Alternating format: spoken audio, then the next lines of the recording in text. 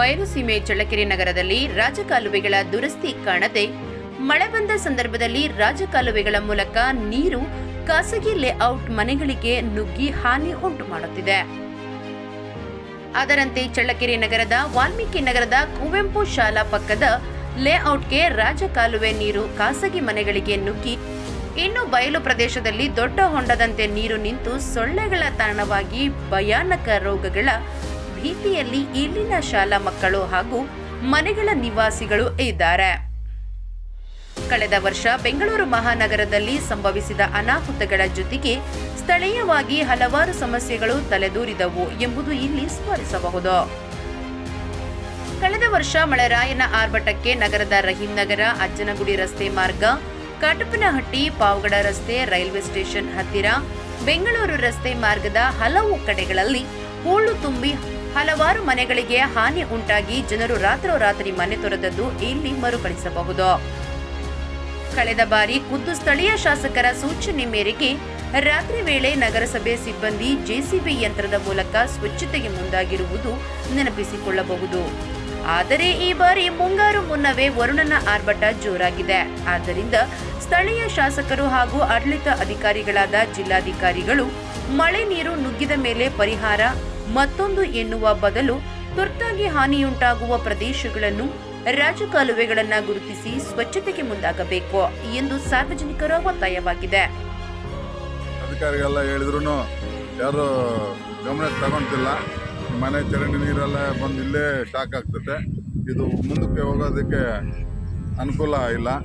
ದಯಮಾಡಿ ಅದನ್ನ ನೀವು ಮಾಡ್ಕೊಡ್ಬೇಕಾಗಿ ಹೇಳ್ತೀವಿ. ಅಧಿಕಾರಿಗಳು ಬಂದಿದ್ರ ಇಲ್ಲಿಗೆ? ಅಧಿಕಾರಿಗಳು ಬಂದಿದ್ರು ನೋಡಿದ್ರು ಅದ ಹೋಗ್ತಾರೆ ಸರ್. ಯಾವಾಗ ಇವರು DC ಬಂದಿದ್ರು ಅಂತ ಅದು ಅವರು ಬಂದಿದ್ರು. ಇವ್ರಿಗೆ ಇಲ್ಲಿ ಚಳ್ಳಕೆರೆ ಆಫೀಸ್ಗೆ ತಿಳಿಸೋದ್ರು. ಅವ್ರು ಮತ್ತೆ ಅದಕ್ಕೆಲ್ಲ ವ್ಯವಸ್ಥೆ ಮಾಡಿ ಒಂದು 25 ಲಕ್ಷ ಕಾಲುವೆ ಮಾಡಿದ್ರು ರೋಡು ಕ್ರಾಸಿಂಗು. ಮತ್ತೆ ಅದು ಏನು ಉಪಯೋಗ ಆಗಿಲ್ಲ.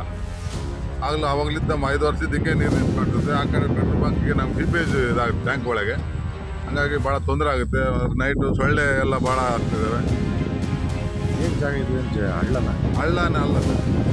ಆ ಕಡೆ ಈ ಕಡೆ ಎಲ್ಲ ಲೆವಡಿಗೆ ಮಾಡ್ಕೊಂಡು ಅಲ್ಲಿ ತುಂಬಿದ್ರು. ಯಾಕಪ್ಪ ಇವ್ರದ್ದು ಪಾರ್ಟಿದು? ನಿಮ್ಗೇನು ಸಮಸ್ಯೆ? ನಮಗೆ ಇದು ಟ್ಯಾಂಕ್ ಸ್ಟೇಪೇಜ್ ಆಗುತ್ತೆ. ಪಕ್ಕದಲ್ಲೇ ಪೆಟ್ರೋಲ್ ಬಂಕ್ ನಮ್ಮದು. ಟ್ಯಾಂಕ್ ಅಂಡರ್ಗ್ರೌಂಡ್ ಟ್ಯಾಂಕ್ ಸ್ಟೇಪೇಜ್ ಆಗುತ್ತೆ. ಲಕ್ಷ್ಮಣ್ ರೆಡ್ಡಿ, ಜನಸಭೆ ಏಜೆನ್ಸಿ ಪೆಟ್ರೋಲ್ ಬಂಕ್.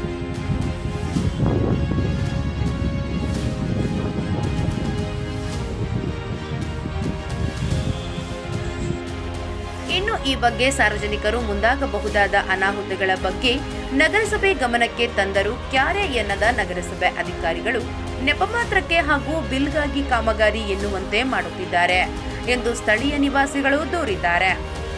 ಇನ್ನು ನಗರದಲ್ಲಿ ಹಾದು ಹೋದ ರಾಜಕಾಲುವೆಗಳ ಮಾಹಿತಿ ನಗರಸಭೆ ಇಂಜಿನಿಯರ್ಗಳಿಗೆ ಇಲ್ಲವಾಗಿದೆ. ಮುಂಗಾರು ಮಳೆ ಪ್ರಾರಂಭವಾಗಿದೆ. ರಾಜಕಾಲುವೆಗಳಲ್ಲಿ ನೀರು ಸರಾಗವಾಗಿ ಹರಿಯಬೇಕಾದರೆ ಸ್ವಚ್ಛತೆ ಮುಖ್ಯ. ಆದರೆ ಅಂತಹ ದುರಸ್ತಿ ಮಾಡಬೇಕಾದ ಹಲವು ರಾಜಕಾಲುವೆಗಳು ಈಗಲೂ ಹೂಳು ತುಂಬಿದ್ದು ಅಕ್ಕಪಕ್ಕದ ಮನೆಗಳಿಗೆ ಹಾನಿಯುಂಟು ಮಾಡುವ ಆತಂಕದಲ್ಲಿ ಸಾರ್ವಜನಿಕರು ವಾಸ ಮಾಡುತ್ತಿದ್ದಾರೆ. ಇನ್ನಾದರೂ ಚಳ್ಳಕೆರೆ ನಗರಸಭೆ ಅಧಿಕಾರಿಗಳು ರಾಜಕಾಲುವೆಗಳ ದುರಸ್ತಿಗೆ ಹಾಗೂ ಸ್ವಚ್ಛತೆಗೆ ಮುಂದಾಗುವರ ಕಾದು ನೋಡಬೇಕಿದೆ. ಮತ್ತಷ್ಟು ಸುದ್ದಿಗಳಿಗಾಗಿ ಸಿಟಿ ಚಾನೆಲ್ ಚಳ್ಳಕೆರೆ ಸಬ್ಸ್ಕ್ರೈಬ್ ಮಾಡಿ. ನಮ್ಮ ಚಳ್ಳಕೆರೆ ಟಿವಿಯನ್ನು ಪ್ರತಿದಿನ ಸಂಜೆ 8 ಗಂಟೆಗೆ ವೀಕ್ಷಿಸಿ.